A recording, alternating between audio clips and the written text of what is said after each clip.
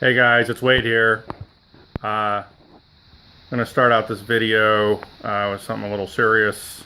It's really, I want to dedicate this video to a good friend of both Marco and mine, Walter Grants. He was a Canardian who just has gone west, and he was a very good friend. Marco introduced me to him. I met him a number of times, and he was an older gentleman that had built a Long-EZ and was restoring it, bringing it back online, and very much an inspiration to Marco and me, and we'll both miss him greatly. Again, a Canardian, true gentleman, Walter Grants. So I want to dedicate this video to him. And then secondly, I'll apologize ahead of time. This may be a little bit more shaky. I'm not going to be using the tripod because I'm going to be kind of bouncing all over the place.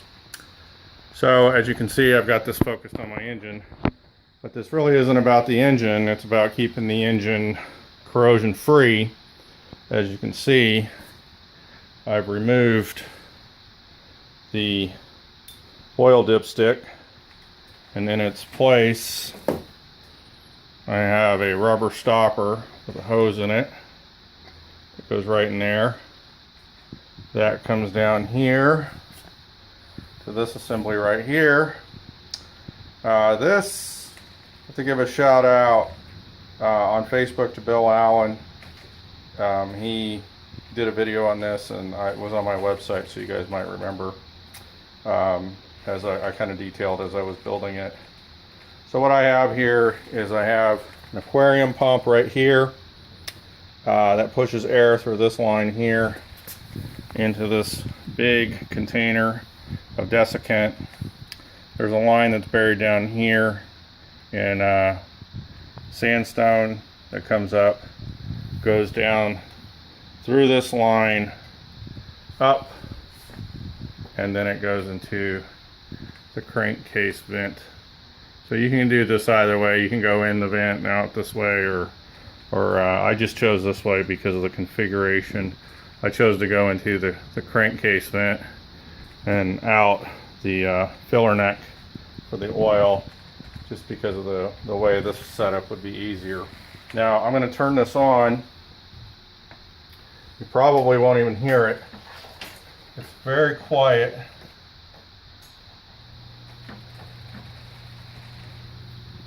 So this is actually on. It's vibrating. You may be able to hear it. So how this is set up is I have 3 humidity sensors. These are cheap. They're off of eBay. They're from China. They're a couple dollars each at most. I bought a number of them, and I used the ones that were aligned the closest. So I have 3 of them. Sensor A right here, which is showing 41%. That's here in the shop. And then this 10% right here with sensor B, the reason why that's so low is because it's testing this container that's sealed full of desiccant. So that may change as time goes on.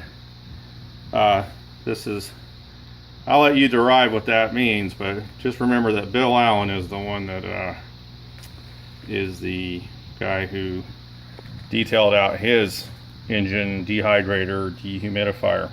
Okay. So to recap, I've got sensor A, which is for the shop. You can see I've kind of made some notes on here how these things are, they're off a little bit. So those little taglines are just to tell me how off they are. And then this sensor probe here for the humidity goes inside the box. And then this guy right here is probably one of the most, probably the most important reading, because it tells us the return after. See if there you go. I had to look around for a couple of weeks to find this little container, but so it tells us what's coming back into the system, and by putting this little plug on the side, this little